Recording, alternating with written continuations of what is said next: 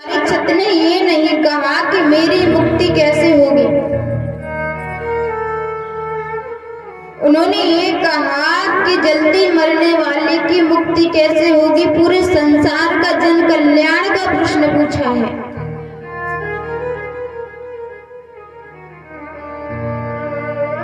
क्योंकि जब भी हमें साधु संत के दर्शन हो या उनके पास जाने का हमें कभी अवसर मिले या संत हमारे गांव में आए तो कभी संतों से व्यर्थ के सवाल नहीं पूछो, क्योंकि कहते हैं कि अन्न का कण और संत का क्षण कभी बर्बाद नहीं जाना चाहिए। संत जब हमारे यहाँ आए तो उनसे ये मत पूछो कि महाराज बेटे का विवाह होगा कि नहीं होगा, महाराज हमारी दुकान चलेगी कि नहीं होगी। संतों से कभी ये मत पूछो कि महाराज आमदनी ज्यादा कैसे होगी। संत अगर मिले कभी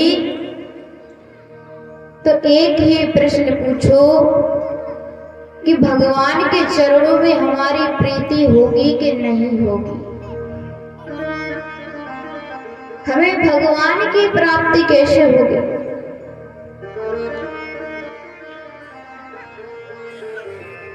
इसीलिए आज परीक्षित महाराज ने ये प्रश्न पूछा है कि जल्दी मरने वाले की मुक्ति कैसे होगी।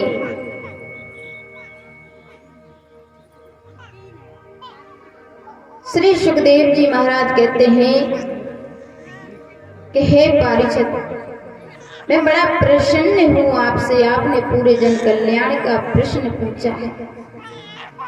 तब श्री सुखदेव जी महाराज कहते हैं कि सबसे बड़ी जो बाधा है हमारे मोक्ष में वह क्या है, वह है बंधन, मोह का बंधन। हम अपने आप ही बंध जाते हैं।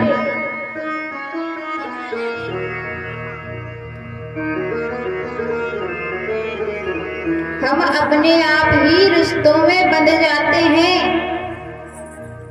और सोचते हैं कि ये हमारा है, वो हमारा है। लेकिन जब अंत समय आता है तो क्या कोई साथ जाता है? नहीं जाता है। बंधन क्या है? हमारी केवल सोच का बंधन है। हमने अपनी ऐसी सोच बना ली है। कैसी सोच बना ली है? आप इस बात को ऐसे समझिए, एक धोबी था, एक धोबी था तो उसके पास 10 गधे थे। अब एक दिन वो चराने के लिए गया तो और जब संध्या के समय वापस लौटा तो घर में से एक रस्सी गायब थी उसकी। तब उसने गधों को बांधना था तो महाराज 9 गधे तो बंध गए, जो 10वां गधा था अब रस्सी एक कम पड़ गई। तो वो एक पड़ोसी के यहाँ पर गया कि भैया आज मेरी एक रस्सी कम पड़ गई है, आप मुझे रस्सी दे दो, कल मैं आपको चाहो तो मैं नई रस्सी बाजार से लाकर दे दूंगा।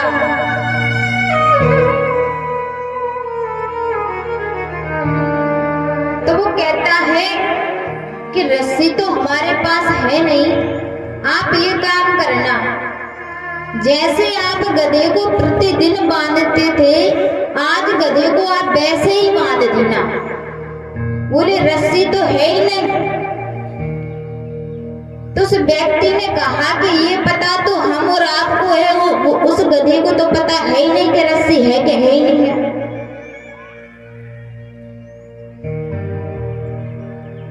वो गया गधे को बांध दिया रात्रि के समय। गधा अपने खूंटे पर खड़ा हो गया और वह सो गया। प्रातः काल हुआ, वह जागा, देखा तो गधा अपनी जगह पर था। अब उसका तो प्रतिदिन का काम है, प्रतिदिन गधे को ले जाता है घास चराने के लिए। हमारा सब गधों को खोल दिया उसने, और जिस गधे को उसने रस्सी से नहीं बांधा था ऐसे ही कर दिया था जैसे रोज बांधता था।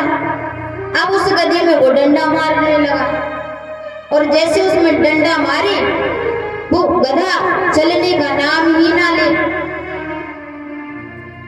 जब नहीं चला, परेशान हो गया, तो उसी पड़ोसी के पास गया कि महाराज वो गधा तो जा ही नहीं रहा, वो गधा तो जा ही नहीं रहा, इतने डंडे मारे मैंने फिर भी नहीं जा रहा। तो वो पड़ोसी कहता है आपने उस गधे को छोड़ा क्या? तो वो व्यक्ति कहने लगा कि उसे बांधा ही कब था, रस्सी से सो छोड़ दे। बोले ये तो हमें और आपको पता है, उस गधे को तो पता ही नहीं है कि रस्सी से बंधा है, और वही गधे आज हम बैठे हैं। हम अपने आप को मान लेते हैं कि हमारा ये है वो है, भगवान के भजन के लिए बिल्कुल समय नहीं निकालते, बिल्कुल समय नहीं निकालते। लेकिन हमारे समझाने से कुछ नहीं होता है। जब आरती का समय आता है तो पीछे के पीछे ही लोग बात चले जाते हैं। क्या फायदा है तुम्हारी कथा सुनने का, जब तुम्हें मानना है ही नहीं, अपने मन की करना ही है। और यही 3 दिन से हो रहा है, आज चौथा दिन है। नहीं तो आप लोग हम झूठ बोल रहे तो कोई हाथ उठा दे, पीछे के पीछे ही लौट जाते हैं। पता है हमें कैसा लगता है कि एक व्यक्ति आया घोड़ा मांगने के लिए, तो उस व्यक्ति ने मना कर दिया कि घोड़ा है नहीं है। अब घोड़ा भीतर से है ना, जब वो है ना आया तो बोले अरे हमें घोड़ा की आवाज आ रही, घोड़ा भीतर मतलब तुमने मना कर दी। बोले तुम्हें घोड़ा की आवाज समझ में आ गई, मानो हमारी बात समझ में नहीं आई कि हम तुम्हें दे बनी जा रहे।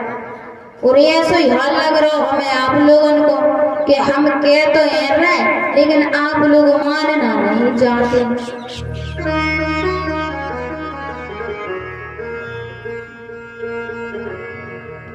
अरे भैया 4 दिन का अगर हमें तो ये समझ में नहीं आ रहा कि अगर 7 दिन में